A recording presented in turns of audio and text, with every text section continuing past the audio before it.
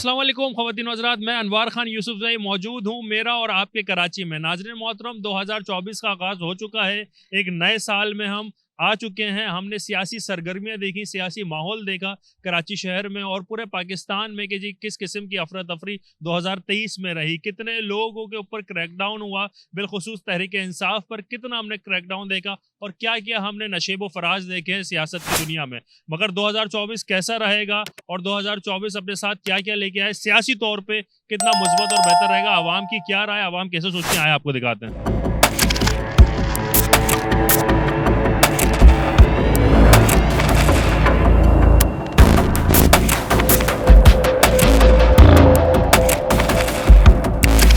अच्छा जी, 2024 में 8 फरवरी इलेक्शन की डेट अनाउंस हो गई है और इस वक्त क्या समझते हैं किसको आना चाहिए, तीर को, बल्ले को, पतंग को, शेर को? असल में बात यह है कि हमारे यहाँ जो इलेक्शन है ना, ये इलेक्शन नहीं है, ये सिलेक्शन है। क्योंकि आवाम के वोट से कोई नहीं आएगा। ये आप जैसे कि प्रीवियस कहानी हमारे मुल्क की है या तरीक़ाकार है, वो उसी पे चलेगा। चाहे आप वोट बल्ले को डाल दें, चाहे आप शेर को डाल दें, उसको जिसको चाहिए लाना है वही आएगा। अच्छा, कराची में कौन बेहतर रहेगा, किसको आप समझते हैं आपको वोट देंगे आप? मेरे हिसाब से जमात इस्लामी को वोट मिलना चाहिए, वो काम करने वाली पार्टी। वोट किसको रहेगा? मेरा वोट अगर कराची में होगा तो जमात इस्लामी के लिए। वफाक में वोट किसको देंगे? वफाक में वोट होगा तो मेरा जो है वो है पाकिस्तान मुस्लिम लीग नून। पाकिस्तान मुस्लिम लीग नून, उनके लिए तो सर्टिफाइड चोर कहा जाता था उनको। सब यही मैंने आपको एक बात बताई ना कि सर हमारे मुल्क में जो इलेक्शन है ना, वो इलेक्शन नहीं है। इलेक्शन अगर हो जाए तो ये सब भागते हुए नजर आ जाएंगे यहाँ से आपको। और उसके लिए ये है कि देखिए ना, हमारे यहाँ जो इलेक्शन हो रहा है वो हमारी अपनी मर्जी से नहीं होता। वो इलेक्शन जो होता है वो बाहर की जो कुव्वतें हैं हमारे यहाँ, उनकी मर्जी से इलेक्शन होता है। और हमारी जो बाहर की कुव्वतें जो वो चाहती हैं वो हमारे मुल्क में होता है।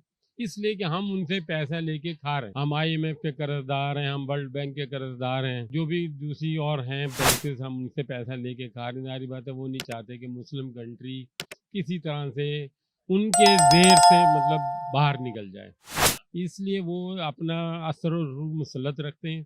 और उन्हें ऐसे, जैसे आपने देखा होगा कि IMF के कहने के ऊपर उन्होंने पेट्रोल की कीमतें बढ़ाई, IMF के कहने पर उन्होंने टैक्सेस बढ़ा दिए, सारी चीज़ बढ़ाई। अभी एक और खबर आई है कि वर्ल्ड बैंक ने ये कहा है जी कि जो प्रॉपर्टी की वैल्यू है ना, जो मार्केट वैल्यू है, उसका 80% जो है गवर्नमेंट काउंट करेगी। अब आप किसको किसको वोट देंगे, पतंग को, बल्ले को, तीर को, शेर को?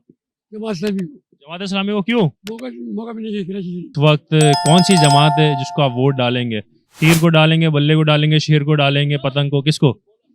फिलहाल तो हम खुद इलेक्शन में होंगे। को वोट डालेंगे? सरकारी अफसर के भी तो एक हुकूक है। किसी को भी नहीं। बाइकआउट, किसी को वोट नहीं? क्यों? दिल बर्दाश्त था। बिल्कुल ऐसा ही है। महंगाई देख लें आप कहाँ जा रही है, घर का पूरा ही नहीं हो रहा। अच्छा जी, आप इमरान खान को देना पड़ेगा। 2024 जो है ना, वो एक साल से ज्यादा नहीं चलेगा, वो एक साल चलेगा। 2024 भाई, ये तो ब्रेकिंग न्यूज दे रहे हैं। 2024 एक साल तक चलेगा, इससे ज्यादा नहीं चलेगा। हाँ, एक साल चलेगा बस। क्यों? बस उसका टाइम खत्म हो जाएगा। जैसे इलेक्शन कराता है ना, तो आपका वोट किसको होगा? बल्ले को? बल्ले को होगा। बल्ले को क्यों भाई? कुछ करता है, भागता नहीं है। 3 साल में क्या किया? महंगाई वगैरह, फिर उसके अलावा अफरा तफरी वगैरह। उससे वो जब गया उसके बाद कितना हुआ? डबल हर चीज हुआ, नहीं हुआ। वो जब जा रहा था पेट्रोल कितना का था? फिर वो आएगा फिर ट्रिपल हो जाएगा। नहीं नहीं नहीं नहीं। ये तो जाने वाला अगले कोई पिछले वाले कोई, जो नई हुकूमत आती है वो पिछले वाले के ऊपर कसूरवार डाल दी। जैसे खान साहब ने पिछले वाले को डाला, उनके आने वालों ने पिछले वालों को ऊपर सारा कसूरवार डाला।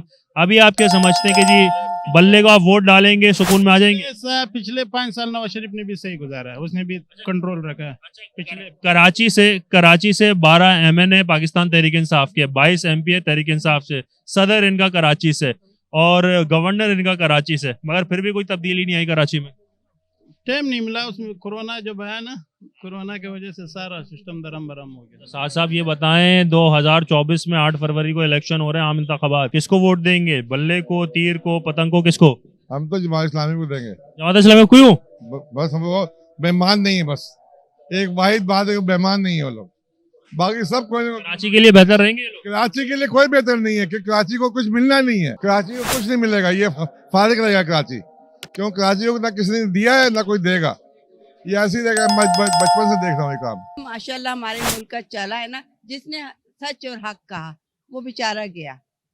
और मैं अगर हक कह दिया तो वोट तो आपका हक है, आप किसको वोट देना चाहेंगे, बस हम ये पूछ। को तो मैं तहरीक इंसाफ को दूंगी, ठीक है, चाहे उसने कराची, क्योंकि उसके पीछे जो बाकी माशाल्लाह चोर थे ना, उन्होंने तो उसको राइट ही छीन लिए थे ना। तो आई थिंक सबसे बड़ा मेजर डिफरेंस ये है कि एक इंसान जो अपनी लाइफ जिंदगी छोड़ के इस कौम के लिए यहाँ बैठा हुआ है, कौन आसानी नहीं चाहता अपनी ज़िंदगी में, लेकिन अगर कुर्बानी है तो इसका मतलब कहीं ना कहीं तो सच होगा। मैं ये नहीं कह रहा कि बिल्कुल सही हो सकता है, अच्छाई बुराई सब में होती है, लेकिन अगर आप इनका तवाज़ो करें आपस में तो आई थिंक ज़्यादा पड़ रहा है इमरान खान का भारी है इस मामले से। आपका वोट है खान साहब के लिए? मेरे पूरे खानदान का वोट है, मेरे सारे दोस्तों, पूरे खानदान का वोट है पीटीआई के लिए? पीटीआई के लिए। नाज़रीन मोहतरम, ये वो शहर है कराची जहाँ से सबसे ज़्यादा नेशनल असेंबली की सीट्स निकलती हैं। सबसे ज़्यादा अगर किसी शहर से सीट निकलती हैं कौमी असम्बली की तो वो शहर है कराची है।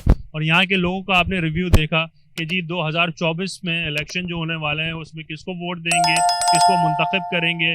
कुछ लोग तो कह रहे हैं जी हम मुंतखब करने के अहल ही नहीं है, कुछ लोग कह रहे हैं कि जी हमारे पास इख्तियारात ही नहीं है, कुछ लोग कह रहे हैं कि जी हम वोट डालेंगे उस शख्स को जिससे हमने पहले उसको आजमा लिया है। तो ये सारी डिफरेंट लोगों के डिफरेंट राय हैं और देखते हैं कि जी आने वाले वक्त में 2024 में ये पाकिस्तान किस तरीके से खुशहाल रहेगा, ये शहर कराची, शहर कायद किस तरीके से खुशहाल रहेगा। और हम चाहते भी यही हैं कि कुछ भी हो मगर ये शहर और ये मुल्क बहुत बेहतर और बहुत मुस्बत अंदाज में आगे बढ़े और आगे बढ़ते जाए और इसके साथ आवाम भी और गरीब भी आगे बढ़े। तब तक के लिए अपना ख्याल रखिएगा। नाज़रीन मोहतरम, आपसे फिर मुलाकात होगी नए प्रोग्राम में। तब तक आपने अपना इतना ख्याल रखना है कि अपने से बढ़ के ख्याल रखना है अपनी ईमान का, इस्लाम का और इस पाकिस्तान का। अस्सलाम वालेकुम।